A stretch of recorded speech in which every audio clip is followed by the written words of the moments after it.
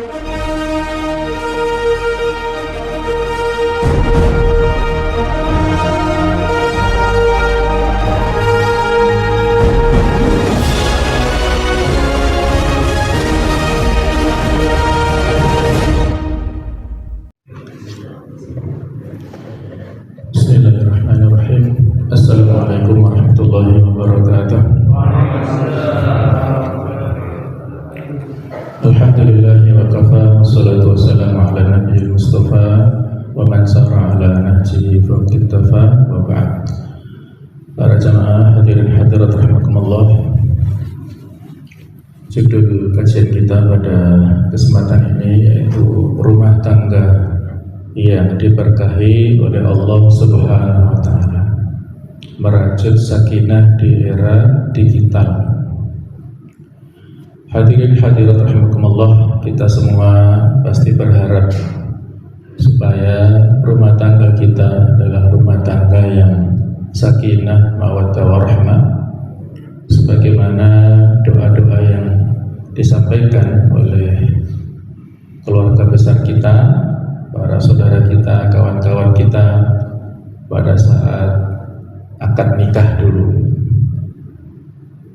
Dan juga harapan ini tentunya untuk anak-anak kita, para menantu kita, dan semua yang kita kenal. Sebagai pendahuluan, perlu kita pahami bersama bahwa setiap insan yang membangun mahligai rumah tangga pasti mendapatkan keberkahan. Biasanya doa yang kita ucapkan pada saat akad nikah adalah barakallahu laka wa baraka alaika wa jama' bainakuma fi khair. Semoga Allah memberikan keberkahan kepadamu.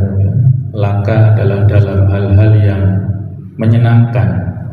Dalam rumah tangga banyak hal yang menyenangkan, yang membahagiakan, yang sesuai dengan prediksi atau keinginan.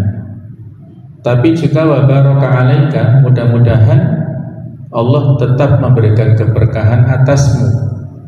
Hal-hal yang mungkin tidak menyenangkan bagi pasangan ini, yang tidak sesuai dengan perkiraan sebelumnya, menginginkan pasangan yang memiliki sifat ini, sifat itu, ternyata tidak ada, ataupun punya harapan-harapan dalam rumah tangga belum tercapai. Itu tetap mudah-mudahan memberikan keberkahan.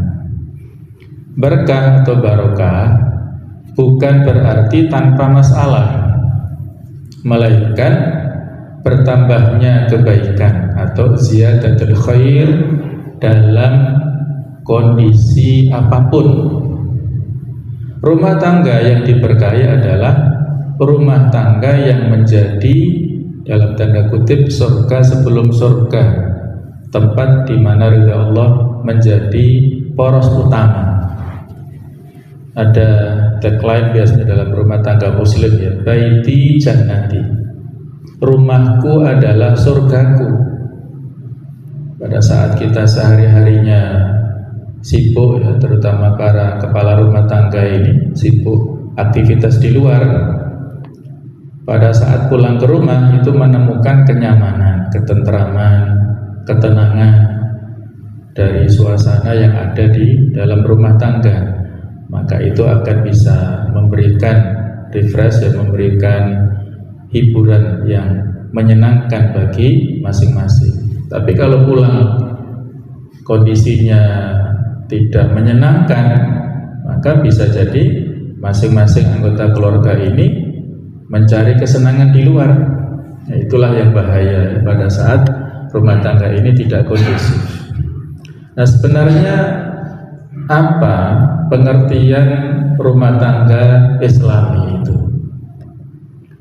Yaitu rumah tangga yang di dalamnya ditegakkan adab-adab Islami, hal-hal yang sepele tentang adab masuk rumah, keluar rumah, adab dalam berpakaian, berpakaian, adab makan minum, adab masuk keluar kamar mandi, dan lain-lainnya. Banyak hal yang diatur oleh Islam.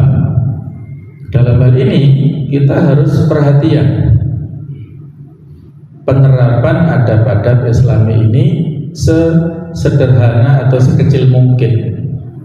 Sebelum kita bicara tentang masalah penegakan syariah Islam dalam skop negara, ini kan hal yang sangat besar ya, dan ya juga berat sekali. Maka negara terkecil kita, rumah tangga ini harus kita terapkan dulu adab-adab yang Islami. Kita didik anak-anak ya pada saat makan minum dengan membaca basmalah, dengan tangan kanan, makan dari yang terdekat, mengakhiri dengan hamdalah. Ini hal-hal yang sepele, tetapi kalau kita tanamkan sejak dini pada anak-anak, akan menjadi kebiasaan yang positif dan akan menular nanti menjadi karakter mereka di kemudian hari. Rumah tangga Islami itu adalah didirikan di atas landasan takwa dan ibadah. Tujuannya adalah untuk mencapai ridho Allah Ta'ala. Landasannya ya takwa dan ibadah. Suami istri dipertemukan dalam rumah tangga untuk menegakkan aturan-aturan Allah Ta'ala, dan masing-masing, kata para ulama, pernikahan itu adalah ibadah yang terpanjang. Kalau sholat mungkin hanya beberapa menit, puasa Ramadan hanya 1 bulan, ibadah haji kalau reguler 40 hari. Tapi kalau ibadah nikah, ini sejak akdun nikah itu argometernya, ibarat kalau kita naik taksi pada zaman dahulu, sudah berjalan. Setiap aktivitas yang dilakukan oleh masing-masing suami istri ini mengandung pahala. Istri melayani suami berpahala, suami memperlakukan istri dengan baik berpahala. Semuanya ya, itu tidak lepas dari nilai ibadah. Kemudian masing-masing bertemu dan berkumpul karena Allah Subhanahu wa Ta'ala. Bertemu dan berpisah itu semuanya lillahi ta'ala, bukan semata-mata untuk tujuan materi ya, tapi untuk mencari ridho Allah. Dipertemukan karena Allah, dipisahkan karena Allah, karena ada tuntutan yang itu adalah dalam rangka untuk mencari ridho Allah Ta'ala. Kemudian ada budaya saling menasihati dalam kebenaran dan kesabaran. Ada amar ma'ruf nahi mungkar. Inilah tantangan kita ya sebagai orang tua, bagaimana mengkondisikan anak-anak kita yang merupakan Gen Z ini ya, generasi Z, mungkin cucu kita ya, itu sebuah tantangan yang tidak ringan pada saat ini. Juga menjadi teladan, panutan dan dambaan umat, terutama dari orang tua, ayah atau ibunya, serta berkhidmat kepada Allah dalam suka dan duka, menolong agama Allah, berdakwah, dan juga yang penting adalah terdapat sakinah, mawaddah dan rahmah. Berikutnya, apa sebenarnya makna barokat? Barokat adalah jamak dari barokah. Secara etimologi, kata barokat adalah bentuk jamak dari kata barokah, masdar atau infinitif dari kata barokah, ya beriku barkan, barokatan, yang dalam Al-Quranul Karim kata barokat dan kata-kata yang seakar dengannya terulang sebanyak 32 kali. Maknanya apa? Yaitu an-nikmah. Kemudian dalam syarah Sahih Muslim karya Imam Nawawi disebutkan berkah ini memiliki 2 arti. Pertama yaitu tumbuh, berkembang dan bertambah. Yang kedua kebaikan yang berkesinambungan. Menurut Imam Nawawi, asal makna berkah ialah kebaikan yang banyak dan abadi, yang biasanya di sini yang dipakai oleh Imam Ghazali ya, dan oleh kebanyakan ulama adalah ziyadatul khair, bertambahnya kebaikan dalam suatu nikmat yang Allah Ta'ala berikan kepada kita. Yang lebih rinci saya kutip dari pernyataan Syekh Muhammad Mutawalli Sya'rawi, beliau seorang ulama Mesir yang ahli dalam bidang tafsir, fikih dan lain-lain. Mahiyal barokah, apa keberkahan itu? Kata beliau adalah hiya juntun khafiyyun min junudillah. Keberkahan adalah tentara Allah yang tidak kasat mata, yang tidak nampak secara langsung ya oleh panca indera mata ini. Yursiluha liman yasha'u min ibadi, yang Allah kirimkan kepada hamba-hamba yang Dia kehendaki. Fa in halat fil mali aktsarathu, apabila keberkahan itu ada pada harta, maka keberkahan itu bisa menambah jumlah harta tersebut ya. Bisa jadi orang yang sesama tetangga atau barangkali sahabat atau mungkin keluarga ya, yang sama-sama kerja di suatu instansi, sama-sama pendapatannya bisa diukur jumlahnya sekian-sekian per bulannya, tetapi output masing-masing rumah tangga ini berbeda-beda. Yang satu serba kekurangan, yang satu serba berkecukupan.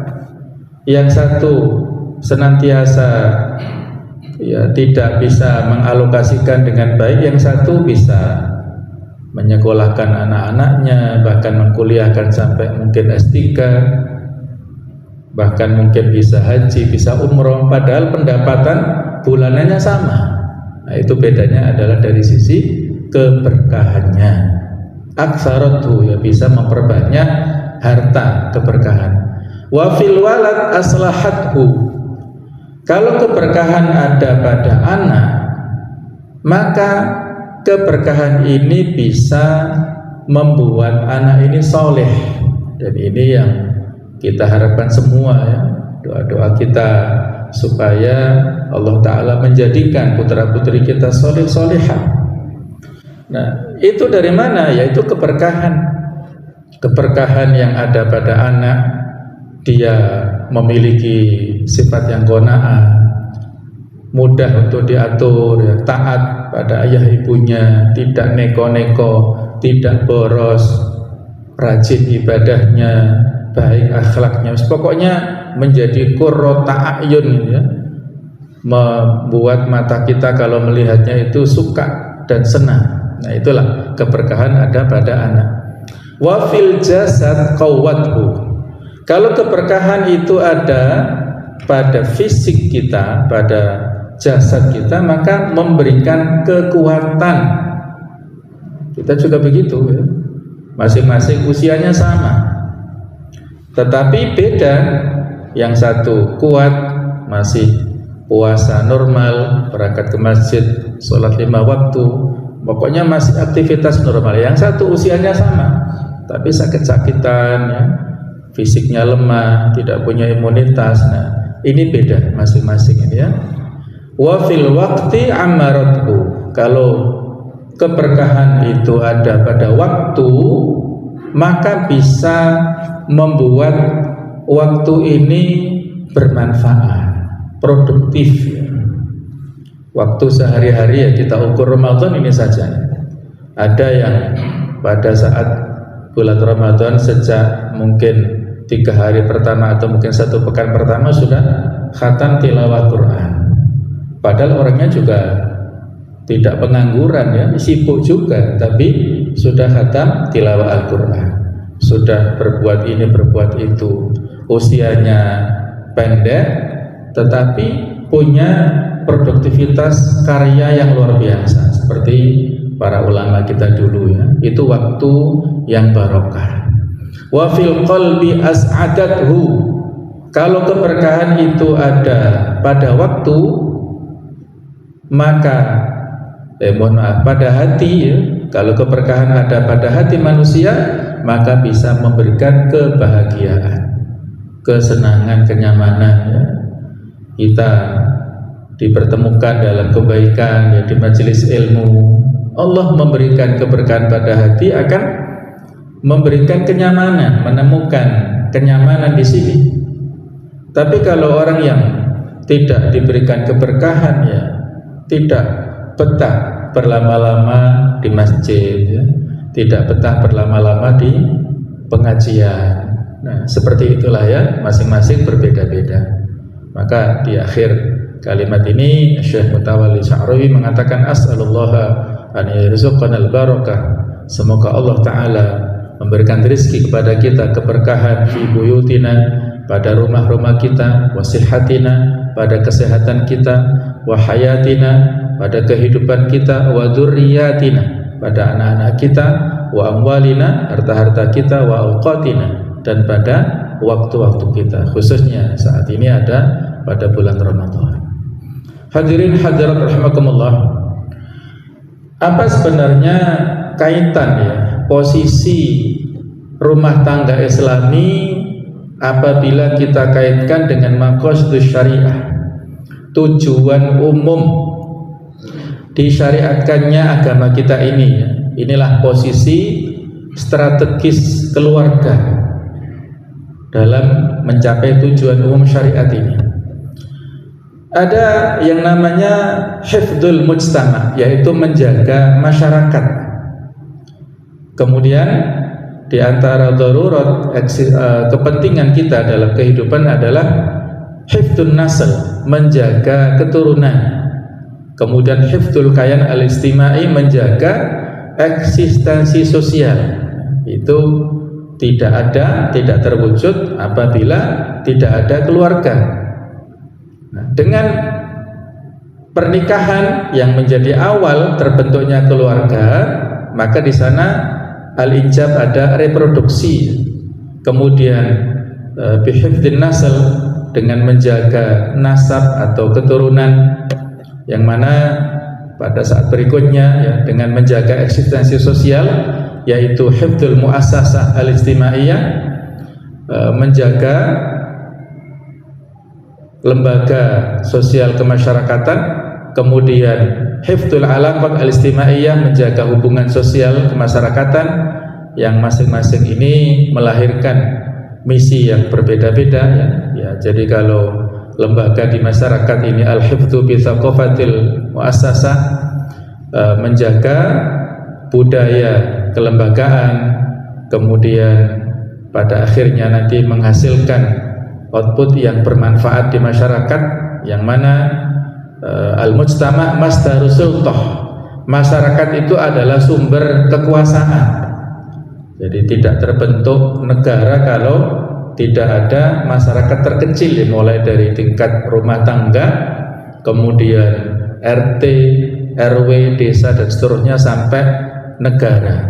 Nah, itu ada kaitan semua ya. Apabila kita menginginkan terbentuknya negara yang istilahnya baldatun thayyibatun wa rabbun ghafur ya, itu adalah dulu disampaikan ya di dalam Al-Qur'an, cerita tentang negeri Sabak yang pada saat dulu dalam kemakmuran, keberkahan, tetapi ketika negerinya kufur, nah, itu akhirnya mendapat bala, musibah dan bencana dari Allah Ta'ala.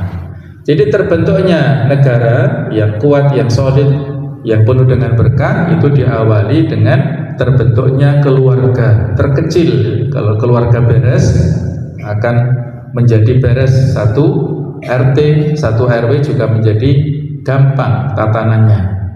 Kalau keluarga bermasalah, ini menjadi persoalan yang lebih luas.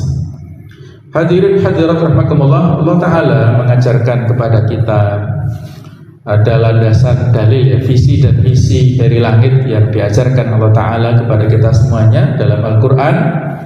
Yang pertama adalah tentang tujuan terbentuknya keluarga, yang biasanya ayat ini populer sekali pada saat akad nikah dibacakan oleh qari, oleh para penceramah, surat Ar-Rum ayat 21. Ini menjadi visi ya, rumah tangga kita yang selalu harus kita jadikan sebagai panduan. Wa min ayatihi, dan di antara tanda-tanda kekuasaan Allah Ta'ala, an khalaqalakum min anfusikum, Allah menjadikan, menciptakan dari jiwa atau diri kalian azwaja, para istri dari jenis kalian, litaskunu ilaiha, agar kalian memiliki kecenderungan kepadanya, mendapatkan sakinah, ketenangan, ketenteraman.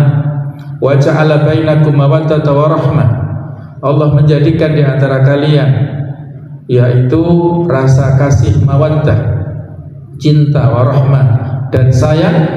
Inna fi dzalika la ayatil liqaumin yatafakkarun, sesungguhnya yang demikian itu adalah tanda-tanda bagi kaum yang berpikir. Inilah visi rumah tangga kita, yaitu terbentuknya rumah tangga yang sakinah, mawaddah, warahmah. Jadi orang berumah tangga itu untuk mendapatkan kebahagiaan. Kalau kita berumah tangga atau mungkin terjadi pada anak-anak kita dan tidak menemukan kebahagiaan, berarti ada masalah dengan rumah tangganya ya. Dan mungkin ini banyaklah insya Allah ya kita alami di dalam kehidupan kita sehari-hari. Ya diantaranya sama sekalian yang perlu kita pastikan pada saat kita menjodohkan anak kita yang mempertemukan dengan pasangan masing-masing, itu perlu dipastikan bibit, bobot, dan bebetnya. Ini penting ya. Bibit artinya dari sisi nasabnya tadi, dari keluarga siapa, harus jelas orang baik-baik ya. Kemudian bobot kualitasnya, kalau bebet adalah akhlaknya, perilakunya, harus jelas dulu. Bibit, bobot, bebet yang akan mempersunting putri kita itu siapa, yang memberikan jaminan, rekomendasi ya, tentang kesolihannya, akhlaknya, tanggung jawabnya itu siapa, harus jelas. Harus ada referensi yang jelas. Kalau hanya ketemu di jalan ya masing-masing anak-anak kita itu subjektif sekali pandangannya ya, hanya faktor ini itu saja ya. Ini harus, nah ini maka perlu kita benahi ya, visi dan misi rumah tangga kita serta anak-anak kita. Nah yang kedua, ada tanggung jawab kepemimpinan, terutama kita sebagai kepala rumah tangga ya. Surah At-Tahrim ayat 6 ini menjadi tanggung jawab besar ya bagi kepala rumah tangga. Ya ayyuhalladzina amanu qu anfusakum wa ahlikum nar, wahai orang-orang beriman, jagalah diri kalian dan keluarga kalian dari neraka. Apa maknanya? Kata Ali bin Abi Thalib, alimuhum wa adibuhum, ajari dan didiklah keluarga dan anak-anak kalian. Suami punya tanggung jawab untuk mendidik istrinya. Kalau istrinya belum bisa baca Quran misalnya, suami harus mengajari istrinya. Kalau belum paham tentang fikih sholat, suami harus mengajari. Kalau belum paham masalah fikih toharoh, suami harus mengajarkan. Pokoknya punya tanggung jawab. Suami istri punya tanggung jawab mendidik anak-anaknya, mengajari mereka Al-Quran, mengajari tentang sholat, tentang hukum-hukum Islam yang mendasar. Kalau orang tua tidak mampu, ya menitipkan ke lembaga pendidikan yang bisa dipercaya, tapi tidak lepas tanggung jawab. Tetap harus ada pantauan, karena pendidikan di luar sana dengan berbagai macam tipenya itu luar biasa ya. Harus betul-betul kita memilih yang kira-kira paling aman. Nah, orang tua khususnya ayah ini punya tanggung jawab ya. Hadis yang sangat populer, kullukum ra'in, setiap kalian adalah pemimpin, wa kullukum mas'ulun an ra'iyatihi, dan setiap kalian itu bertanggung jawab terhadap apa yang dipimpinnya. Al-imamu ra'in wa mas'ulun an ra'iyatihi, seorang pemimpin di masyarakat apapun levelnya, terutama kalau kita adalah presiden, itu bertanggung jawab atas rakyatnya. Wa rajulu ra'in fi ahlihi, dan laki-laki kepala rumah tangga itu adalah pemimpin dalam rumah tangganya. Wa huwa mas'ulun an ra'iyatihi, dia dimintai pertanggungjawaban atas keluarga yang dipimpinnya. Ini masih panjang ini potongannya ya. Jemaah sekalian, ada yang menarik di dalam hadis ini ya. Ketika Rasulullah SAW menyebutkan masalah kepemimpinan, ini menyebutkan dari level yang tertinggi sampai yang paling rendah. Al-Imamu Ra'in itu tertinggi. Kalau dulu khalifah itu tertinggi, puncak kepemimpinan. Sedangkan ar-rajulu ra'in fi ahlihi itu kepemimpinan yang paling rendah di dalam rumah tangga kita ini masing-masing. Artinya tadi ada kesinambungan antara kepemimpinan rumah tangga dengan kepemimpinan di tingkat negara dan pemerintahan. Kalau beres kepemimpinan dalam rumah tangga, beres satu negara ini. Tapi kalau tidak beres memimpin anggota keluarganya, wah ini bisa menjadi resiko pada kepemimpinan di tingkat nasional. Nah, itulah ya di sini betul-betul ya menjadi arahan untuk kita semuanya dari Rasulullah SAW.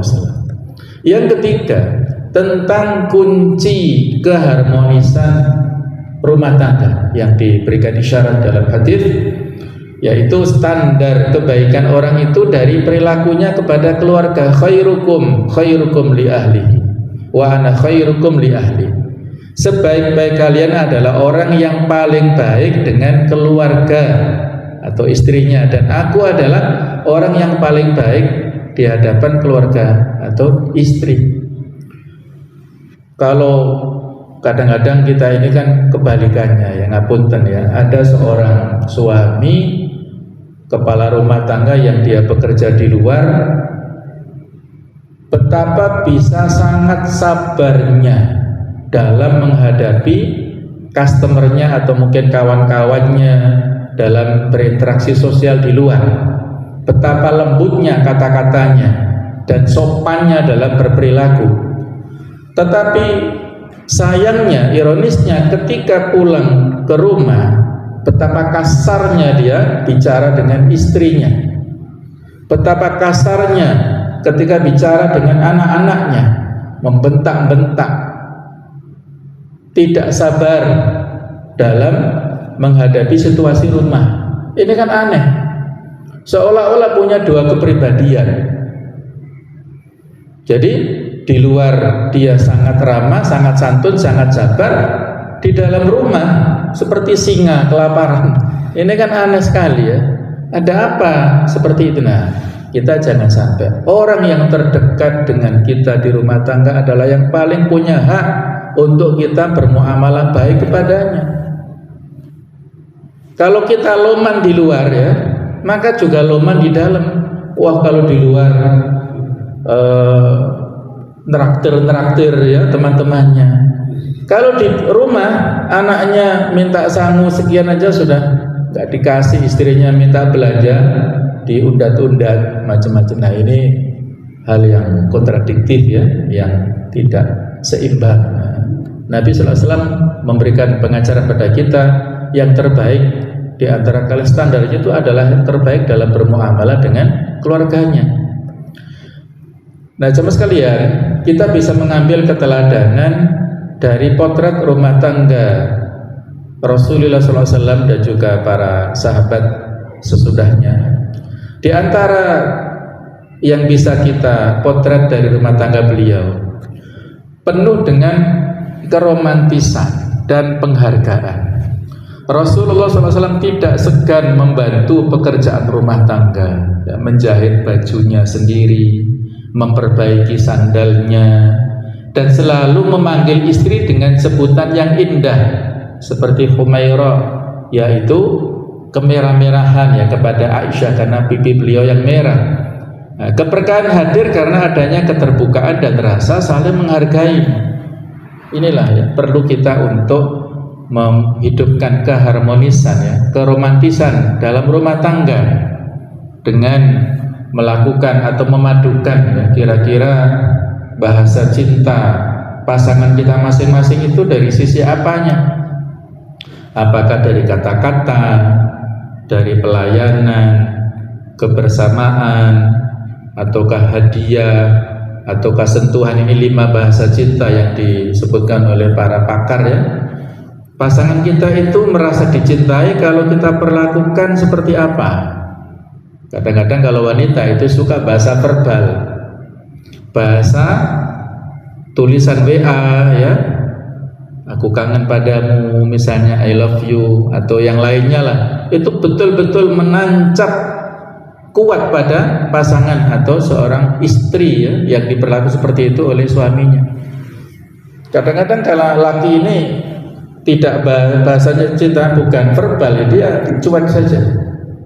Wis podo tuweke ya, sudah sekian tahun, jadi seolah-olah sudah seperti makan itu sudah ya sudah agak basi. Dan itu bukan begitu ya, harus dipupuk terus yang namanya mahabbah dan keharmonisan ini.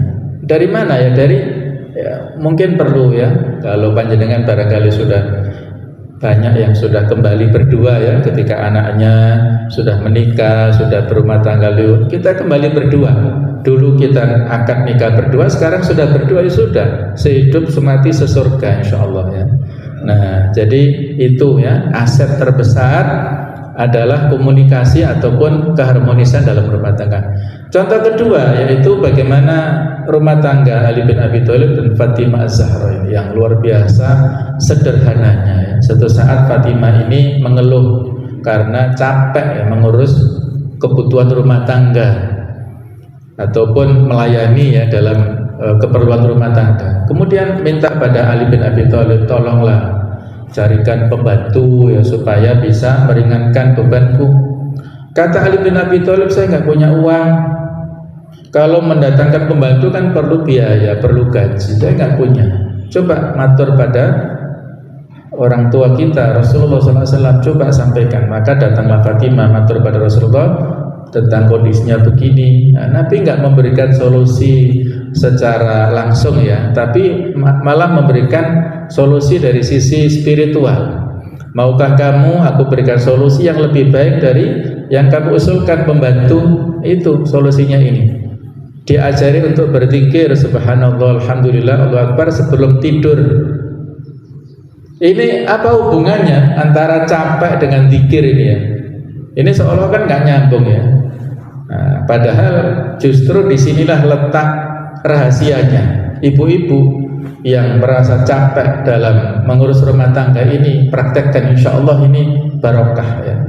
Kita ingat bagaimana cerita Nabi Yunus alaihissalam ketika berada di perut ikan paus yang lamanya para ulama beda pendapat, tapi diantaranya ada mengatakan 40 hari 40 malam nggak makan nggak minum, tapi masih kuat, masih hidup. Apa rahasianya?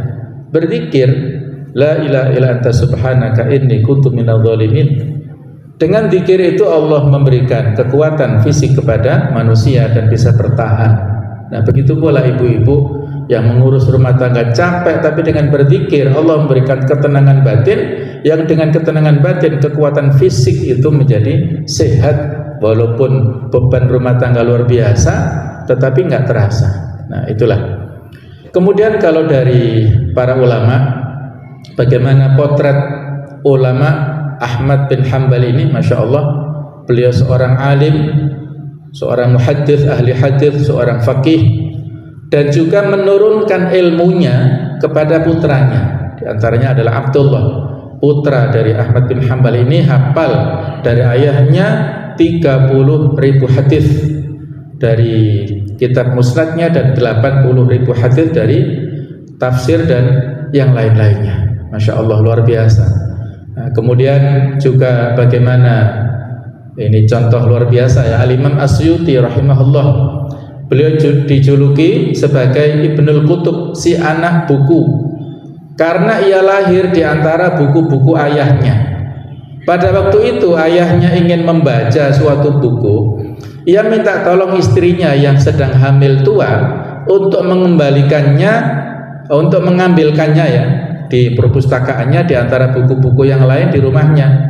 Sesampainya di tempat buku-buku tersebut, Imam Suyuti rahimahullah dilahirkan oleh ibunya, masya Allah. Jadi lahir di perpustakaan rumah itu, masya Allah.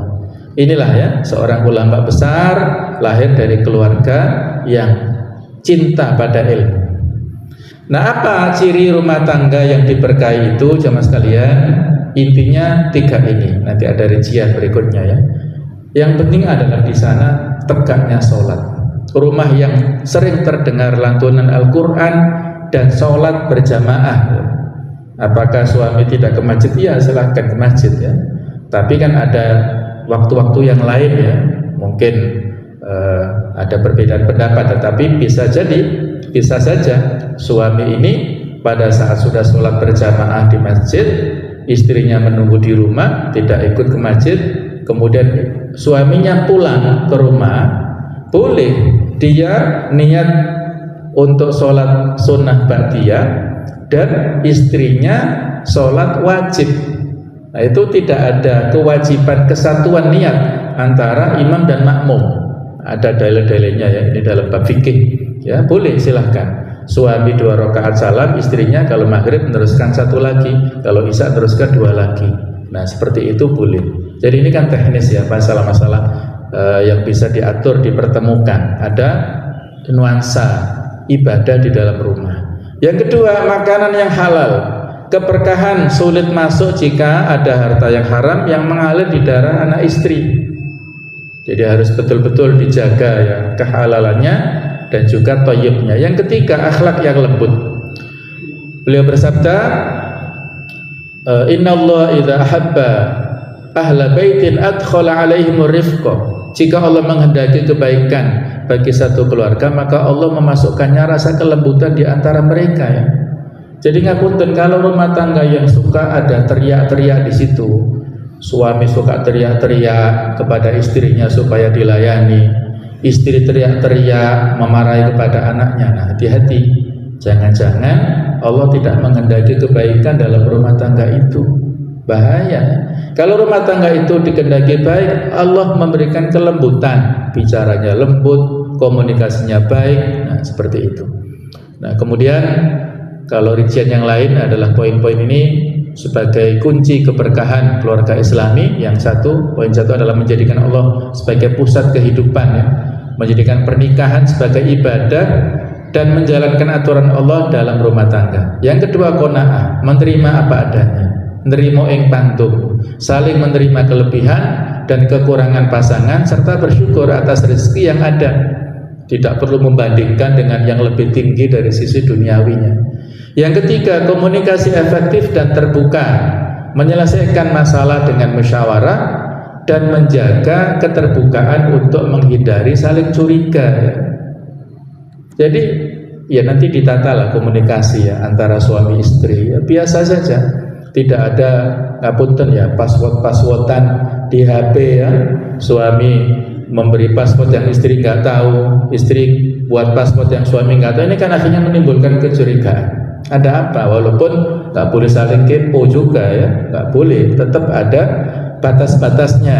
Tetapi yaitu tadi, kalau tidak ada hal yang disembunyikan, maka tidak perlu saling merahasiakan yang tidak dianggap penting ya, kan perlu ya untuk keterbukaan. Kemudian menutup aib pasangan, tidak membocorkan kekurangan pasangan atau masalah keluarga kepada orang lain. Banyak keretakan terutama anak-anak muda. Jadi masalah rumah tangga jadikan status di WA, di Instagram. Ini kan orang-orang lain menjadi ingin tahu ya bagaimana apa yang terjadi ya. Yang kelima adalah penerapan hak dan kewajiban. Suami memberi nafkah yang halal dan memimpin, istri mendukung dan mendidik anak, keduanya saling menghormati. Yang keenam, sabar dan pemaaf, mengalah, bersabar dan cepat memaafkan pasangan untuk menjaga keharmonisan. Kadang-kadang ada keluhan ya, suami yang temperamen, yang susah tadi ya untuk menurunkan volume bicaranya itu ya, ini bahaya. Jadi harus ditekan ya dari sisi kesabaran. Kemudian ketujuh, rezeki yang halal. Yang kedelapan, doa dan ibadah bersama ya. Ini penting ya, saling mengingatkan dalam ibadah, terutama momentum Ramadan, tarawih bersama di mana ya. Kemudian mendengarkan kajian bersama-sama dengan anggota keluarga. Jadi yang soleh dan solehat bukan hanya orang tua ya. Ngapun, dan kadang-kadang saya saksikan ya, bapaknya masya Allah rajinnya ke masjid, Tapi anaknya kemana? Nggak pernah terlihat. Nggak sopo masjid, terus mau kemana anaknya? Ya, evaluasi bagi kita. Ini agak panjang ya, tetapi saya singkat ya, bahwa tantangan saat ini dunia luar biasa ya, anak-anak muda. Persoalan yang sedikit saja itu memicu ya. Hari Kamis yang lalu kalau nggak salah 26 Februari bulan Ramadan, ada pembacaan yang dilakukan oleh mahasiswa kepada mahasiswi pada saat ujian proposal di UIN Riau. UIN ya, bukan kampus umum tapi kampus UIN agama ya, Masya Allah. Jadi saat si mahasiswi itu ujian proposal itu, si laki-laki mahasiswanya membawa kapak, terus mengayunkan kapaknya dan sudah siap parangnya. Ini kan aneh. Satpamnya di mana? Kok tidak diseleksi ya pada saat masuk ini ya? Jadi apa motifnya ya? Karena cinta laki-laki ini ditolak oleh si mahasiswi ya. Jadi kalau dulu ada anekdot cinta ditolak dukun bertindak, nah, ini cinta ditolak kapak yang bertindak ini. Ya Allah ya, ini kan sempit sekali dan jurusannya itu syariah dan hukum ya, mungkin double degree atau ya. Jadi syariah loh ya, hukum-hukum agama yang dipelajari oleh masing-masing anak-anak ini. Tetapi ya Allah ya, tidak berpikir panjang. Nah, itulah masalah dalam anak-anak kita yang ini diantaranya ini ya. Kenakalan remaja seringkali disebabkan oleh kombinasi faktor lingkungan dan genetik. Genetik kan berarti orang tua. Ada faktor nasab tadi ya, yang saya katakan bibitnya tadi itu harus diseleksi betul. Nah, ini rinciannya macam-macam. Nah, saya menyampaikan ini, saya kira mungkin ada pembahasan lebih ini ya pada dunia Gen Z. Saya ingin menyebutkan ini kisah nyata ya, dahsyatnya menyebut nama anak dalam doa ya. Ada seorang psikolog dari Kuwait namanya Dr. Fauzia Ad-Dabbus. Beliau ini mengalami problem pada anaknya yang saat itu laki-laki ya, mahasiswa yang hidup di luar sana, mungkin kos atau di luar rumah lah. Laki-laki anaknya ini susah diatur ya, dan jarang mandi ya, jadi susah pokoknya. Nah ternyata beliau tidak putus asa dan sering ini mendoakan ini, menyebut nama anaknya. Allahumma inni usyhiduka, ya Allah aku bersaksi kepadamu, anni radiyatun an ibni, kalau perempuan ya, kalau laki-laki anni, bahwasanya saya ridho pada anakku. Namanya siapa? Sebutkan. Tamama ridho, dengan ridho yang paripurna, wa kamala ridho yang sempurna, wa muntahar ridho, dan ridho yang paling komplit, yang maksimal. Allahumma anzil ridwanaka alaihim biridhoi anhum, ya Allah turunkanlah ridhomu kepada mereka demi keridhaanku kepada mereka. Alhamdulillah beliau doa seperti ini, tiba-tiba anaknya itu mau ke masjid ya. Jadi sudah selama ini jauh ya, nggak pernah sholat, terus tiba-tiba hari itu mau ke masjid di sana, di luar sana. Kemudian sholat, rajin ibadah, dan pada saat telepon ke orang tua dengan suara yang sangat ramah, yang nggak pernah selama ini disampaikan oleh si anak, maka si ibu ini luar biasa ya, terenyuh hatinya. Nah ternyata ketika diruntut pada saat Allah mengabulkan, mengijabah doa ibunya, itulah hidayah langsung sampai kepada anaknya, ada nyambung, ada keterikatan batin ya antara ibu dan anak ini, sehingga anaknya berubah menjadi anak yang soleh, yang rajin ibadah, dan Masya Allah menjadi kebanggaan orang tua. Nah barangkali sama sekalian kita perlu ya untuk meniru seperti ini doa-doa yang kalau tidak bisa bahasa Arab silakan bahasa Indonesia, tidak terputus, terutama doa Ramadan ini ya. Barangkali mungkin bukan besok, bukan lusa, barangkali 10 tahun lagi doa itu baru dikabulkan, kita tidak putus-putus ya untuk mendoakan. Jadi intinya sebagai penutup ya, bahwasanya untuk mendapatkan kata kunci keberkahan keluarga adalah dengan menjadikan Allah sebagai pusat kehidupan, didasari niat ibadah serta menerapkan syariat dalam keseharian.